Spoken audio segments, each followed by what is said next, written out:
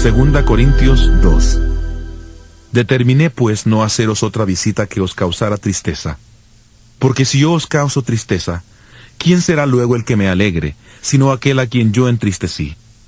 Por eso os escribí como lo hice, para que cuando llegue no tenga tristeza de parte de aquellos de quienes me debiera gozar, confiado en que mi gozo es el de todos vosotros. Porque por la mucha tribulación y angustia del corazón, os escribí con muchas lágrimas, no para que fuerais entristecidos, sino para que supierais cuán grande es el amor que os tengo. Si alguno me ha causado tristeza, no me la ha causado a mí solo, sino en cierto modo, por no exagerar, a todos vosotros. Le basta a tal persona esta reprensión hecha por muchos. Así que al contrario, vosotros más bien debéis perdonarle y consolarle, para que no sea consumido por demasiada tristeza. Por lo cual os ruego que confirméis el amor hacia él, pues también con este propósito os escribí, para tener la prueba de si vosotros sois obedientes en todo. Al que vosotros perdonáis, yo también, porque también yo, lo que he perdonado, si algo he perdonado, por vosotros lo he hecho en presencia de Cristo, para que Satanás no saque ventaja alguna sobre nosotros, pues no ignoramos sus maquinaciones. Hay muchas cosas, muchos términos medio complicados para entender lo que el apóstol Pablo está diciendo acá, ¿no? Porque parece que algo pasó antes y como que no tiene, como que parece que le está, porque claro, porque es una carta dirigida a gente que entiende lo que él está diciendo. Pero cuando nosotros leemos, ¿qué es lo que está diciendo Pablo? ¿A quién es lo que le está hablando? ¿Ustedes no notan así? Como que estuviera hablando cosas que ¿qué es lo que pasó? Y parece que tenemos que primero saber, algo así, ¿no? ¿Qué es lo que ocurrió? Hay una persona que me causó tristeza, dice, si ustedes perdónenle y cosas así, ¿no? Bueno, la primera carta, un resumen pequeño que Pablo le escribe a los corintios, era exhortándole por varias cosas. Primero, porque empezaban a hacer divisiones.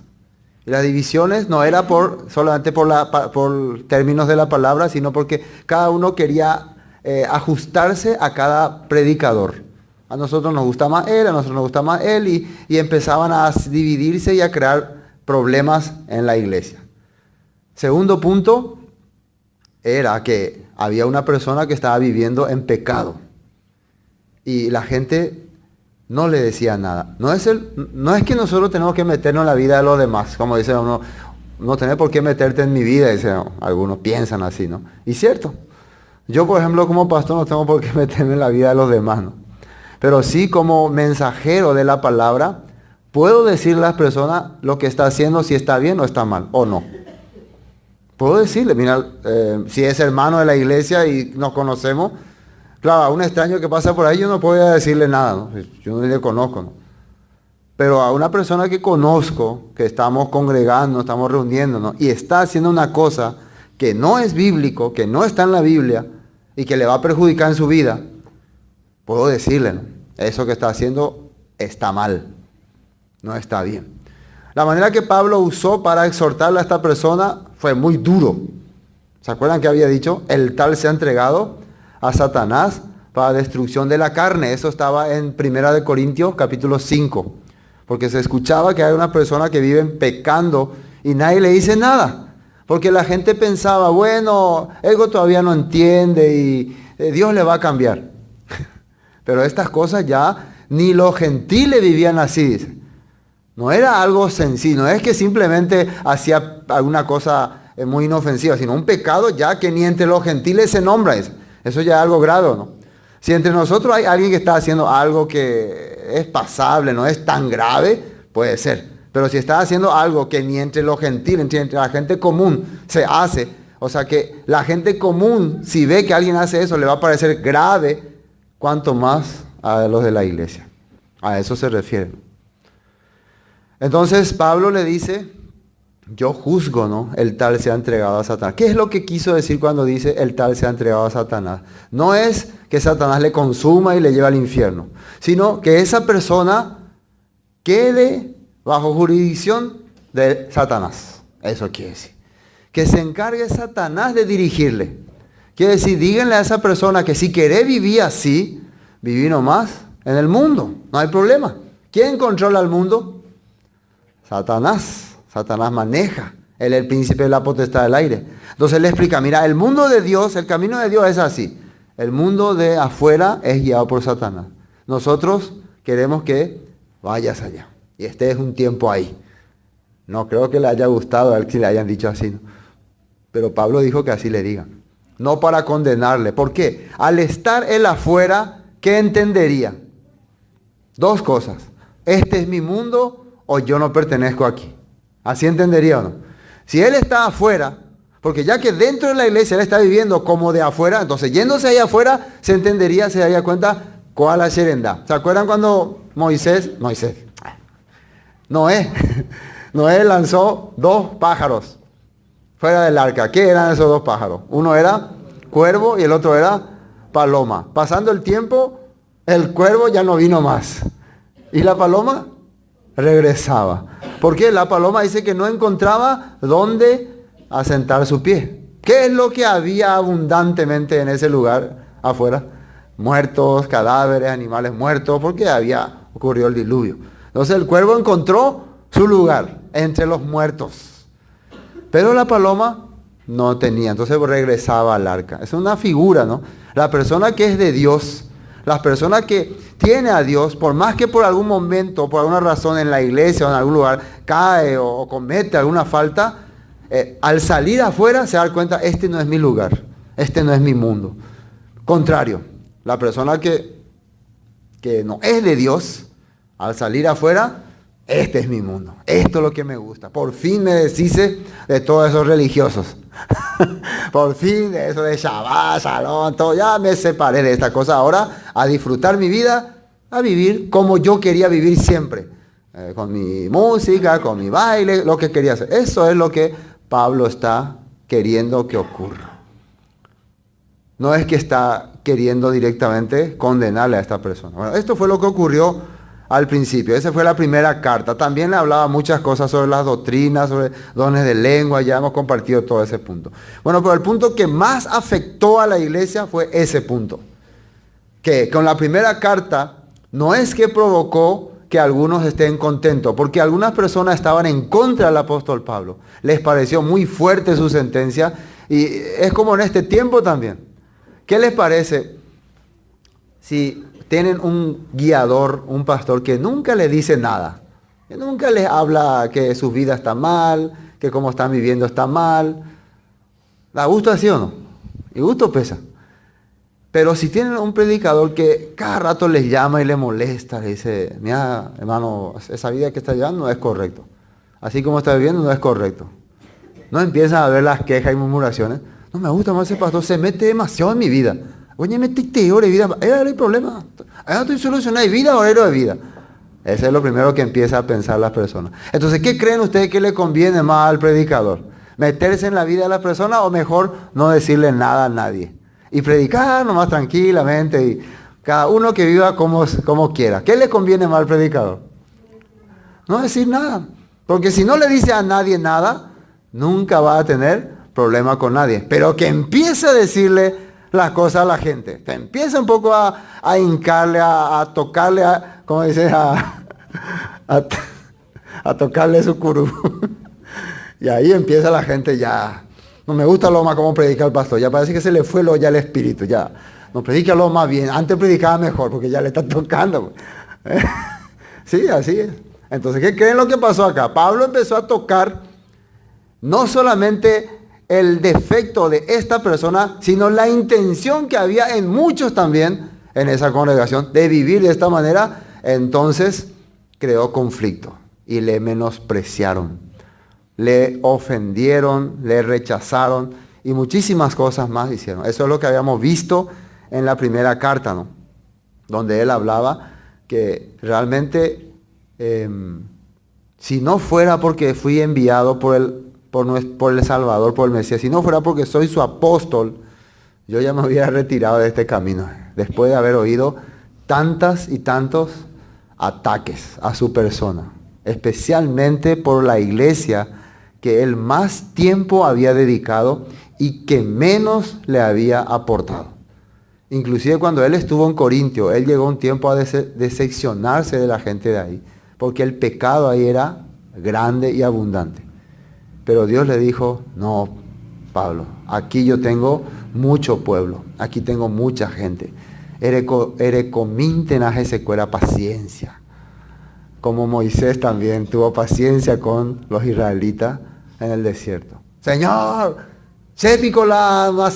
yo le hice parir a esta gente para que me pongas carga, así decía Moisés, ¿no?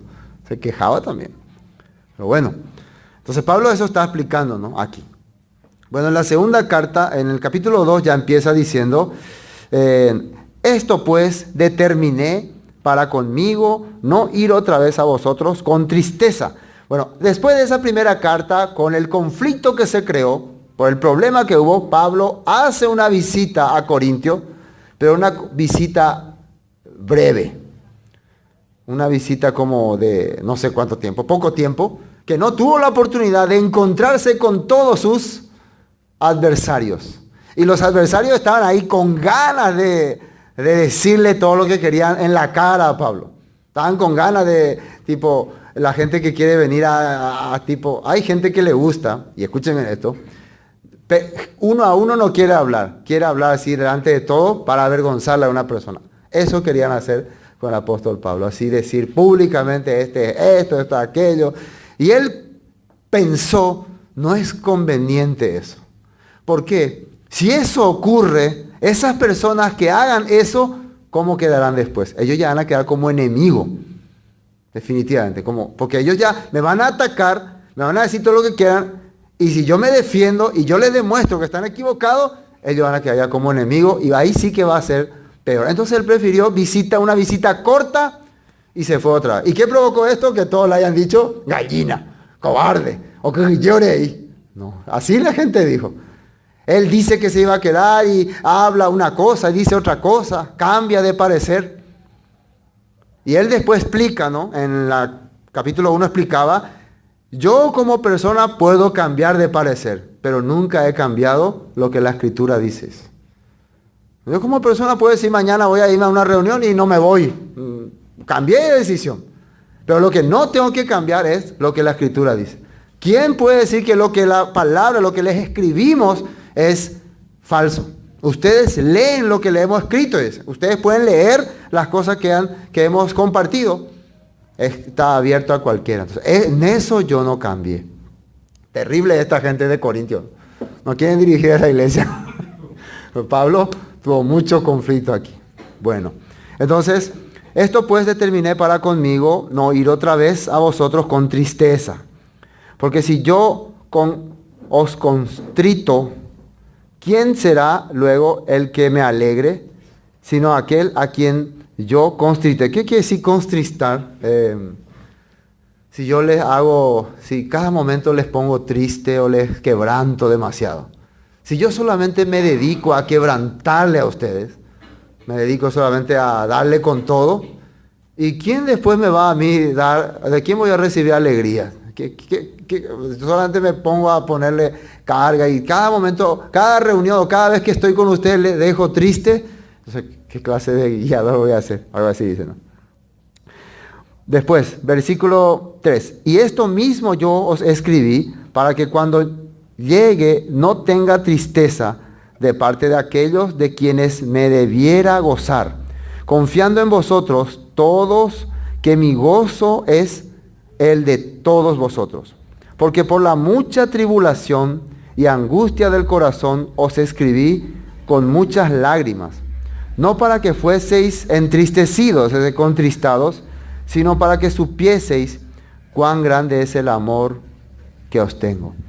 Todo lo que yo hago y escribo, recuerden que esto es lo que yo he notado cuando leo esta carta, la segunda carta del apóstol Pablo a los Corintios. Él hace entender que todo lo que yo les escribí, aunque puede ser, dice, que haya exagerado un poco, puede ser que realmente me pasé de la raya, pero es porque les amo, dice. Y porque me dolía demasiado ver cómo estaban viviendo. Puede ser que me haya... es como que el Mesías también, ¿se acuerdan cuando Jesús vino al templo?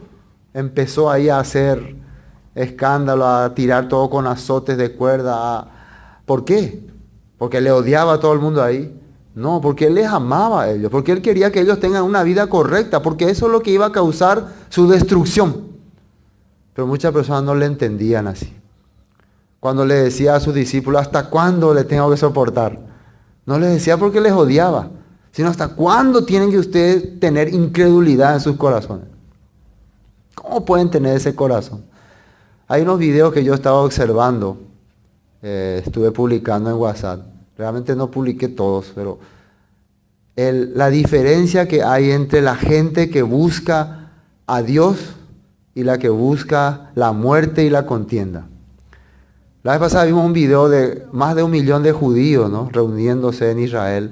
Y la gente ahí llorando, clamando, todo, más de 1 millón de judíos. Ellos no pedían, mata a nuestro enemigo, destruye a la gente. O sea, realmente lo que está diciendo, escuche Israel, ¿no? Escuche Israel, que Dios le está hablando a su pueblo que le escuche. Y también decían en uno de sus carteles, sin la ley de Dios no hay esperanza para los judíos. Para el pueblo judío, sin la palabra no hay esperanza. Entonces ese clamor de ellos era para que el pueblo en general vuelva a la escritura, vuelva a la palabra. Otro video mostraba al pueblo árabe reunido en la Meca, si ustedes conocen esa ciudad, la ciudad más sagrada de los árabes, orando también, pero pidiendo ¿qué cosa? Mata a estos malditos judíos, que mueran estos malditos cristianos, hazle que sufran, arruínalos. Esa era su oración de ellos. Oraban a Alá para matar a todos los cristianos. Y por último había otro video ya de un pastor evangélico de una iglesia, por lo visto grande, de Estados Unidos, poniendo un arca del pacto enfrente del púlpito y trayendo un martillo. Ya no, dice, esto nunca más. Y empezando a golpear ahí. Y la gente gritando, aleluya, aleluya. Abre la caja del arca del pacto, un arca del pacto modelo, no es el arca del pacto, ¿no? Y tira ahí. Y saca del arca del pacto 2 tipos tablas de la ley, ¿no? Son figuras que ha hecho. Y los rompe. Esto nunca más. Pero yo pensé, sí, la gente dice se acabó la ley. Pero ¿qué están escritos en esas tablas de la ley? ¿Acaso no está escrito no robarás? ¿Acaso no está escrito no mentirás? ¿Acaso no está escrito no cometerás adulterio? ¿Acaso no está escrito no matarás? ¿Acaso no está escrito no codiciarás? Entonces cuando ese pastor rompe eso, ¿qué está rompiendo? Ahora sí, ya no más, dice. Ahora podemos robar, mentir, hacer todo. ¿Qué está queriendo hacer? La vara de Aarón, no más, rompe. El maná, se acabó. Rómpelo, rómpelo. ¿Qué le está instando a la gente? Que se aleje de lo que puede traerle bendición en su corazón. Un pueblo orando para que escuchen a Dios. Otro pueblo orando para que maten a cristianos y a judíos. Y cristianos mostrando que rechazamos todo lo que venga del Padre. Te da ganas de escribirle una dura exhortación, ¿no? Te da ganas de escribirle, ¿qué le pasa a ustedes? ¿Qué les pasa? Cuando están viviendo así, las personas dan ganas de escribirle, ¿y por qué son así? ¿Por qué están tan errados en sus corazones?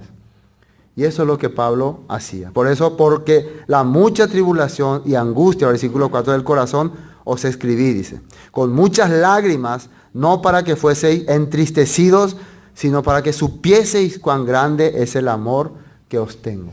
Por eso escribí todo lo que escribí. Anipende por si die. Eso le quiere decir. Versículo 5. Pero si alguno me ha causado tristeza, no me ha causado solo a mí, sino en cierto modo, por no exagerar, a todos vosotros. Bueno, alguno, ¿de quién se trata? Para que podamos entender bien. ¿De quién se trata este alguno? De esa persona que en capítulo 5 de Primera de Corintios se le estaba exhortando porque estaba viviendo pecaminosamente en adulterio. Y peor, eso le causaba dolor a muchas personas, pero nadie podía hablar ni decir. Ustedes saben que cuando uno ve a un hermano de la iglesia, viviendo en pecado, viviendo en corrupción, le causa dolor. Al verdadero hermano le causa dolor. Alguna vez se calla y eso le causa más dolor. Pablo está diciendo así. Me causó dolor esa persona por la vida que estaba llevando. No solamente a mí, a muchos. Porque somos un cuerpo y cuando una persona vive así, nos afecta a todos. Así él explica. Le basta a tal persona esta reprensión, dice, hecha por muchos. Y ahora la carta dice, es suficiente lo que le han hecho, ¿no? Por lo visto, ellos hicieron lo que Pablo dijo, ¿no? Y bueno, y porque hicieron fue que un grupo se rebeló contra Pablo, se ofendió. Entonces él ahora en la segunda carta está escribiendo, es suficiente ya. Esta persona, háblenle otra vez. Búsquenle otra vez. Así él está diciendo así, ¿o no? Vamos a ver de dónde él se basa para decir esto. Como tenía también base, cuando compartimos 1 Corintios capítulo 5, hemos visto las bases que él usó para decretar eso que dijo. Ahora también tiene base para decir, búsquenle otra vez. Le basta a tal persona esta reprensión hecha por muchos. Así que al contrario, vosotros más bien debéis perdonarle y consolarle para que no sea consumido de demasiada tristeza. Ahora, ¿qué está pidiendo el apóstol Pablo? Ya es suficiente. Quiere decir que él ha notado, yo no sé si en su segunda visita o alguien le comentó que esta persona está muy triste, está muy quebrantado. Pero por lo visto los hermanos no, ¿cómo se puede decir? No le consolaron, no. Lágrima de cocodrilo, decía, no. No, ese no está arrepentido. Por lo visto no se daban cuenta que él ya está muy quebrantado en su corazón. No, pero ya, no sufrí, ve. Hay gente así, no, ay, ya, todo sufrió. Entonces Pablo está diciendo, no, suficiente. Y ahora, ¿de dónde él se basa para hablar esto? Vamos a leer un poco más. Por lo cual os ruego que confirméis el amor para con él. Confirmen que realmente le aman. Confírmenle que realmente están con él. Y quiero leer un texto muy importante de donde el apóstol Pablo saca el que a una persona que ha hecho estas cosas, pero ahora ha tenido un corazón cambiado, se le puede restaurar. Levítico capítulo 4. Levítico capítulo 4. Una vez más, aplicando él la Torá en esta situación. Levítico capítulo, desde el 1 hasta el 5 salen los diferentes tipos de ofrenda que presentaba el pecador, ¿no? La primera ofrenda era ofrenda de reconciliación, porque esa ofrenda era porque ya vos estabas en enemistad con Dios. No importa si hiciste o no hiciste algo, tu naturaleza pecaminosa te obliga a reconciliarte con Dios. La segunda ofrenda era la ofrenda de dedicación, ¿no? Cuando ya vos te reconcilias con Dios, podés empezar a obrar, a servirle, a traerle el fruto de tu tierra como agradecimiento. La tercera ofrenda era la ofrenda de paz, que vos tenías que hacer para compartir lo que tenía con los que servían a Dios. Eso te traería paz en tu vida, estar bien con los servidores de Dios. Y la cuarta ofrenda, ¿cuál era? Ofrenda por el pecado, que alguno hubiera cometido por yerro, dice. Que ese ya es un pecado que transgrediste la ley de Dios. Pero ¿en qué condición le pedía? Decía que iba a ser perdonado. 4:27. Un versículo bien conocido por nosotros en épocas anteriores. 4:27. Dice, si alguna persona del pueblo pecare, transgrediere la ley de Dios por yerro, o sea, involuntariamente o sin saber, no sabía o no entendía realmente que era grave este asunto. Puede ser que sabía literalmente, pero no entendía las consecuencias que podía llevarle este pecado. A eso se le dice por yerro. Porque muchas veces la gente dice, pero él sabía bien que eso no tiene que hacer. Sí, sabía bien, pero teóricamente. Pero muchas veces cuando vos cometiste un pecado y te viene la dificultad, ahí recién te das cuenta que había sido esto. Yo no sabía que hasta esa magnitud iba a llegar mi falta. Y hay gente así, no hay que condenar a la gente, no, por algo, pea. No, hay gente que no entendía realmente que por hacer tal cosa iba a ser tan terrible la consecuencia. Eso se le dice yerro. Bueno, pero este por lo visto ya experimentó. Y miren qué dice. Si una persona del pueblo pecare por yerro haciendo algo contra alguno de los mandamientos del Señor, en cosas que no se ha de hacer y delinquiere. Y miren lo que dice 28. Luego que conociere su pecado que cometió, tiene que primero darse cuenta que lo que estoy haciendo es una transgresión a Dios. No es que le estoy ofendiendo a los hermanos y a las personas, a Dios. Y si le ofendo a Dios, le ofendo a todos. Si yo a Dios le estoy ofendiendo, automáticamente le estoy ofendiendo a todo el mundo. Luego que conociere su pecado que cometió, traerá una ofrenda, una cabra sin defecto por su pecado que cometió. Y pondrá su mano sobre la cabeza de la ofrenda de la expiación y la degollará en el lugar del holocausto. Luego con su dedo el sacerdote tomará de la sangre y la pondrá sobre los cuernos del altar del holocausto y derramará el resto de la sangre al pie del altar. Y empieza a hablar todo lo que se dice y tiene que hacer. Después el versículo 31. Y le quitará toda su grosura, de la manera que se le quitaba la grosura al sacrificio de paz. Y el sacerdote la hará arder sobre el altar en olor grato al Señor. Así hará el sacerdote expiación por él y será perdonado. Será perdonado. ¿Se dan cuenta que aparece, se le quitará la grosura? Se va a hacer todo un sacrificio. Después del sacrificio, el hombre es perdonado. Este hombre que acaba de cometer este pecado allá en Corintios, ¿tiene que hacer lo mismo o no? Él ya no tiene que hacer eso. ¿Por qué él ya no tiene que presentar más esos sacrificios? ¿Quién es sacrificio para él?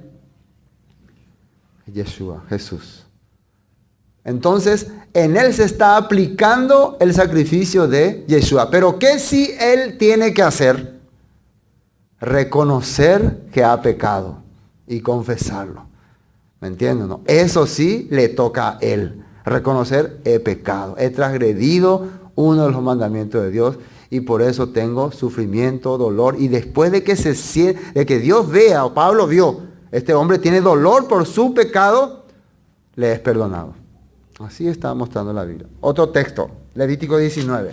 Dice, Levítico 19, 17. 19, 17. ¿Por qué tenemos que hacer el perdón para esta persona? ¿Por qué a una persona tenemos que perdonarle?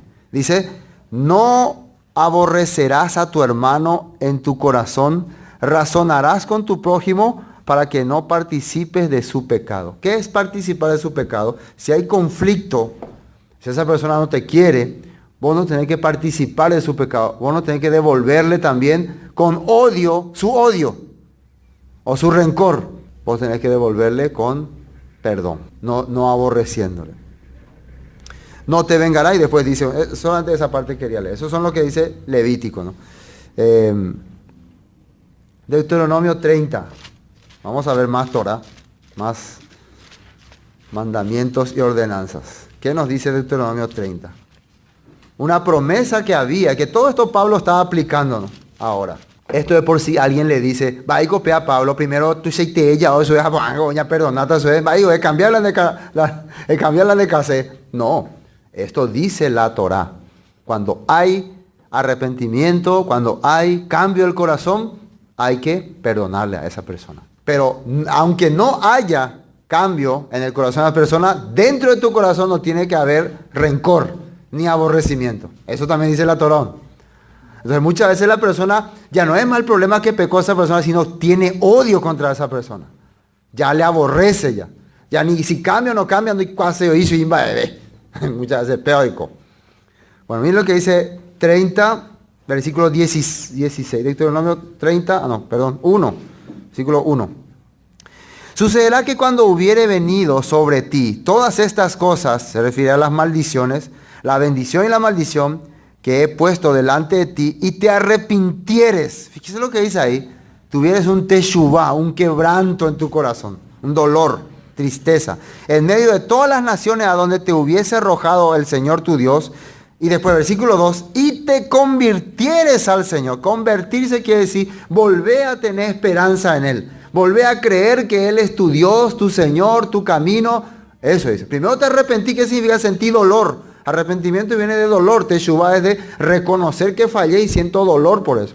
Y convertirse es que volver a ser hijo de Dios. Volver a decir, yo no soy de este lugar, como el hijo pródigo. ¿Qué estoy haciendo aquí? Yo no soy de aquí. En la casa de mi padre hay abundancia. Ese es mi lugar.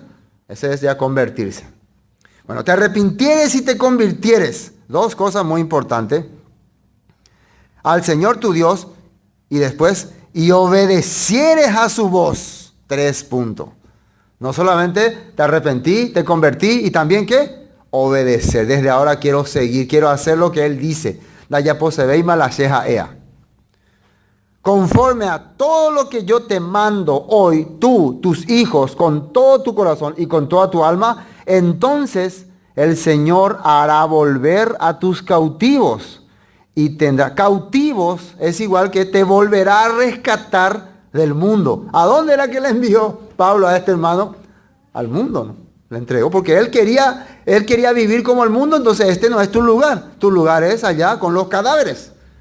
Pero si en ese lugar te arrepentí y te convertí y quiero obedecer la palabra de Dios, Dios te dice que te va a rescatar otra vez de ahí. Así está diciendo la Biblia. La Torah dice así. Y te mando, entonces el Señor tu Dios te hará volver a los cautivos y tendrá misericordia de ti y te volverá a recogerte entre todos los pueblos a donde te hubieras esparcido. El Señor tu Dios te va a traer otra vez y te va a restaurar. Y dice más, ¿no? Te va a restaurar, te va a dar todas las cosas. Pablo está usando este término, esta palabra, para decirle, deben restaurar a esa persona. Esa persona está arrepentida. Háblenle. No tenga rencor en sus corazones, hermanos. Hay más. Jeremías 31:16. Jeremías 31:16. Promesas de restauración y de perdón en la Torá. Promesas de restauración y de perdón en la Tanaj. Profetas. En la Tanaj. Profetas. Jeremías 31. Y Jeremías 31 habla del nuevo pacto, ¿no?, que Dios va a hacer con su pueblo. Pero fíjense lo que dice acá en el versículo 16. 31:16. Así ha dicho el Señor, reprime del llanto tu voz y de las lágrimas tus ojos, porque salario hay para tu trabajo, dice el Señor, y volverán de la tierra del enemigo. ¿Quién es el enemigo? El diablo, ¿no? De ahí te vamos a traer otra vez. Esperanza hay también para tu porvenir, dice el Señor, y los hijos volverán a su propia tierra. Versículo 18. Escuchando he oído a Efraín, precisamente habla de Efraín, el pecador que se apartó. Es sombra del hijo pródigo también, las 10 tribus que se fueron tras el pecado. Que se lamentaba. ¿Qué ha escuchado Dios? Escuchó a Efraín que se lamentaba. ¿Y qué decía Efraín? Me azotaste, dice. Y fui castigado como novillo indómito. No puede producir más. No puede producir. ¿Y es indómito? ¿Qué quiere decir? ¿Que es salvaje? Entonces por eso Dios le está comparando a Efraín, o sea, al rebelde, como un novillo indómito. Se puede reproducir y es parte salvaje. Y aparte de salvaje. Bueno, acá dice... Y fui castigado y por lo visto a ese animal se le garrotea mucho, ¿no? Para que se enderece, ¿no? Como novillo indómito. Y después que dice, conviérteme y seré convertido, porque tú eres el Señor mi Dios. Conviérteme y seré convertido, dice. 19. Porque después que me aparté, fíjense lo que dice ahí, esto está hablando de Efraín. Es como que estuviera hablando este hombre. Esto es lo que Pablo está viendo en el corazón, de que esto es una profecía que va a ocurrir con todos los descendientes de Efraín que algún día se apartaron y que se van a dar cuenta y lo que va a haber en su corazón. Dios ya está viendo ya. Dios está viendo a Efraín, dice. Porque después que me aparté, tuve arrepentimiento y después que reconocí mi falta, herí mi muslo, me avergoncé y me confundí porque llevé la afrenta de mi juventud. ¿Qué afrenta de mi juventud? El que era un joven inexperto. El que era un joven que no entiende, creo que el novillo es joven todavía, ¿no? Y por eso no entiende, cuando el güey ya es viejo ya está ya enderezado, ¿no? Ya, cuando la japé. Por el camino se hace el güey. Entonces yo era joven y no entendía lo que hacía. Por mi juventud erré demasiado. Por eso ahora estoy cargando todas esas culpas. Conviérteme. Estaba hablando de Efraín. Después dice, ¿no es Efraín hijo precioso para mí? ¿No es niño en quien me deleito? Pues desde que hablé de él, me he acordado de él constantemente, por eso mis entrañas se conmovieron por él. Ciertamente tendré de él misericordia, dice el Señor. Esto es una promesa para todos los hermanos que han caído y quieren regenerarse. Amén. Yo voy a tener misericordia de él. Dios dice, no, pero sendare cosas, y los hermanos, no, pero vamos a deshacer la inmundo. ¿Te acuerdan cuando Dios le envió a Ananías? Andaba a hablarle a Pablo, no, pecado terrible. ¿Dónde le dijo a eso? Supuestamente Ananías le conocía más que Dios. Yo sé quién es esa persona. Yo voy a tener de él misericordia. Yo voy a hacer que me conozca. Hacé nomás lo que yo te digo. Así Dios está dándonos una promesa, tanto en la Torá como en el Tanaj. Y hay más. Daniel capítulo 9. Daniel capítulo 9. ¿Qué dice Daniel en su oración? Y esto es importante entender. Versículo 9. Ustedes pueden leer todo el capítulo para entender cómo él oraba por su pueblo. Del Señor nuestro Dios, 9:9, ¿no? Es el tener misericordia y perdonar, aunque contra Él nos hemos rebelado. Pero de Él es, ¿qué dice? Tener misericordia y perdonar. Dios, ese es su objetivo. Tener misericordia y perdonar, aunque nos hemos rebelado. Y no obedecimos la voz del Señor nuestro Dios para andar en sus leyes que Él puso delante de nosotros por medio de sus siervos, los profetas. Vamos al Nuevo Testamento, Marcos capítulo 11. Marcos capítulo 11.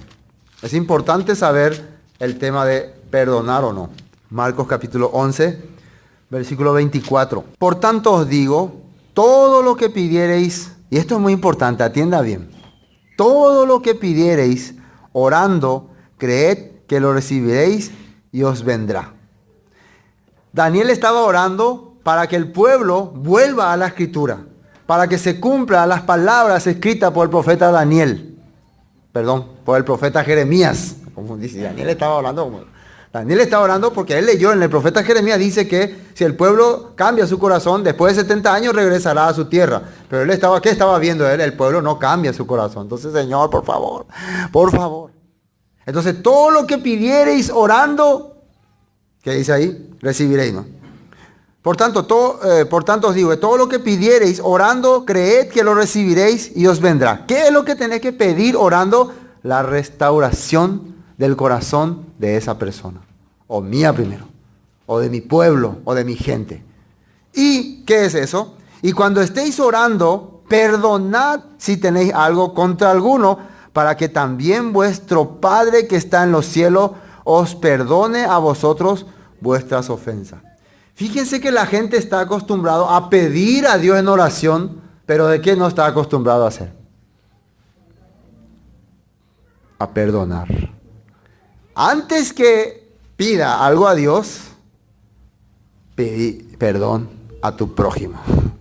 Perdonar a la persona. Entonces vas a recibir todo lo que quede en tu corazón. Por eso es que nosotros sufrimos y somos muy desdichados, porque tenemos demasiado odio hacia la gente. Dice así, ¿no? Y cuando estéis orando, perdonad si tenéis algo contra alguno, para que también vuestro Padre que está en los cielos os perdone a vosotros vuestra ofensa. Porque si vosotros no perdonáis, tampoco vuestro Padre que está en los cielos os perdonará vuestras ofensas. Y si mi Padre no me perdona mi ofensa, hay probabilidad de que yo no esté en su presencia, ¿no? No es un chiste esto que está diciendo acá Yeshua. Si mi papá de Dios no me perdona, dice. Pero ¿cómo? Vos recién nomás estás diciendo, pastor, que Él perdona todo, así que se perdona, Montana. Pero puso una condición. ¿Qué condición puso? Y hay un ejemplo, hay una parábola. ¿Se acuerdan una parábola de los 10.000 talentos? Era un hombre que debía 10.000 talentos y se le perdonó, dice. Y después él encontró su consiervo que le debía 100 denarios y perdón, a ver, pagase, si no, ñupata. Le metió en la cárcel. El rey se enteró de eso. Y al rey no es que le molestó el dinero ni nada, el corazón que tuvo. Yo le perdoné toda esa deuda y él no tuvo el corazón de perdonarle a esa persona. Métanle en la cárcel. Así. Su Dios, su rey, revirtió su perdón. ¿Se puede revertir eso? La Biblia muestra que sí. Yo no digo que sí, la Biblia muestra que sí. ¿Por qué la gente anda tan confiado? Porque precisamente quiere cambiar el corazón de Dios. Nosotros queremos que Dios haga nuestra voluntad. Y la Biblia dice que nosotros tenemos que hacer su voluntad, no nuestra voluntad. Yo quiero que así sea Dios. Yo quiero que vos me perdones, aunque yo le odie a todo el mundo. Donde se perdonaba, porque en se perdonaba. No. Entonces, el fruto de tu vida, el resultado de tu juicio. Bueno, así dice aquí. Un texto más, Primera de Juan, capítulo 1. Primera de Juan, capítulo 1. Vamos a terminar ya Corintios.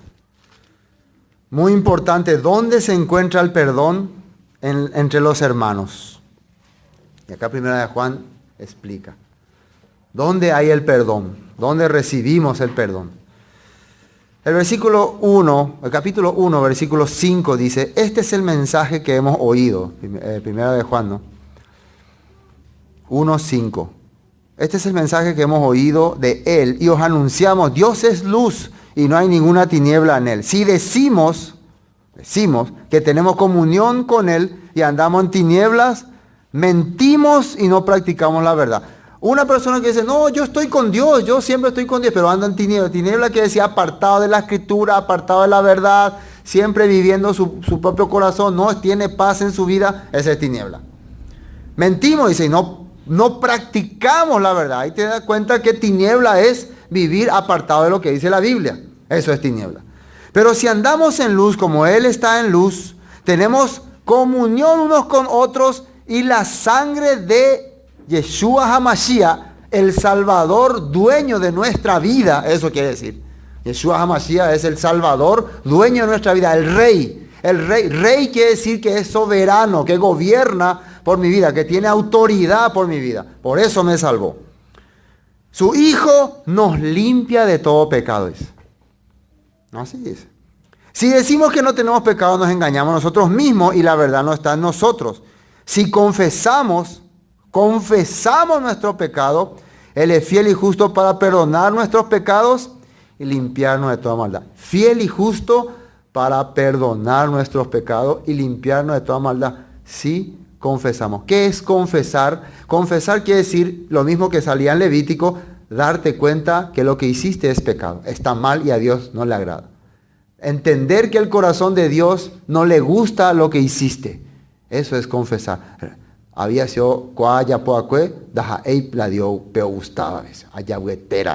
me equivoqué. Eso es confesar, darte cuenta que hiciste mal. Si eso puede hacer, su sangre te limpia de todo pecado. ¿Dónde dice que ocurre esto? Donde hay comunión unos con otros, dice. No es solito nomás vos, sino en la comunión. La manifestación de tu cambio ante Dios no se refleja en que vos estés solito ahí delante de Dios. Ante los demás se refleja. Tu trato con la gente, tu comportamiento con los demás, ahí se ve si hay cambio o no hay cambio en tu vida. Eso es lo que muchas personas no aprendieron todavía. Bueno, volvamos a Corintios. Bueno, entonces ya entendimos de dónde sacó Pablo que hay que perdonar a los demás. Versículo 7, ¿no? 2:7. 1 Corintios 2:7. Así que al contrario, vosotros más bien debéis perdonarle y consolarle para que no sea consumido de demasiada tristeza. Por lo cual os ruego que confirméis el amor para con él, porque también para este fin os escribí, para tener la prueba de si vosotros sois obedientes o no. ¿Qué quiere decir esto? Sois obedientes o no. ¿Por qué obediente? Quiere decir que él está diciendo, esto es lo que la Escritura dice. Recuerden que el último texto, en capítulo 1 hablaba, lo que yo les escribo son cosas que ustedes conocen. Yo les escribo cosas escritas, escritura. Yo les mando todo relacionado con la Escritura. Yo no les estoy hablando por mi propia cuenta. Entonces, si ustedes van a hacer lo que yo les digo, de acuerdo a la Escritura, voy a darme cuenta que son obedientes. Perdónenle a ese hermano. ¿Por qué tienen que perdonarle? Versículo 10. Y al que vosotros perdonáis, yo también, porque también yo lo he perdonado. Si algo he perdonado, por vosotros lo he hecho en presencia del Mesías. ¿Y por qué? Esto es importante. ¿Por qué él ya declara perdonado a esa persona delante de Dios? Porque Satanás, para que Satanás no gane ventaja alguna sobre nosotros, pues no ignoramos sus maquinaciones.